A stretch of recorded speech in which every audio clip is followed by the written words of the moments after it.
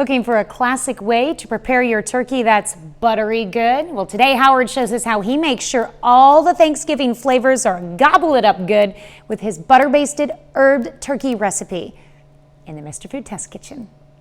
As we count down the days until Thanksgiving, today we're sharing a classic way to prepare your turkey that is buttery good.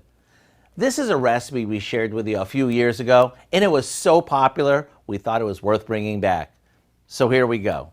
The first thing you want to do is make sure your turkey is totally thawed and that you removed the giblets and neck. We place it in a roasting pan, breast side up, and stuff the cavity with some cut up onions and celery. This is going to ensure that our turkey is flavorful on the inside as well.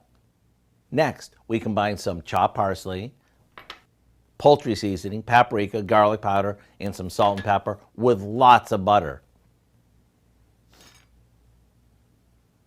Now, it's time to rub, or as some people say, massage the turkey with half of our seasoned butter. And yes, it's best to do this with your hands.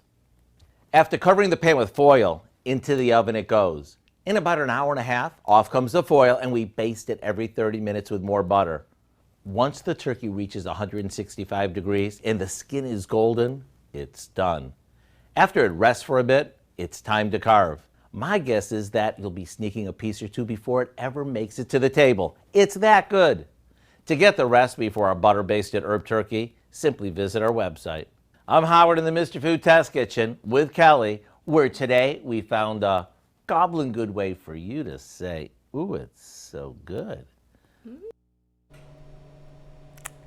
I've made that turkey and it did turn out wonderful. You can find this recipe along with a lot more good food from the Mr. Food Test Kitchen online. Just go to our website, KOAMnewsnow.com.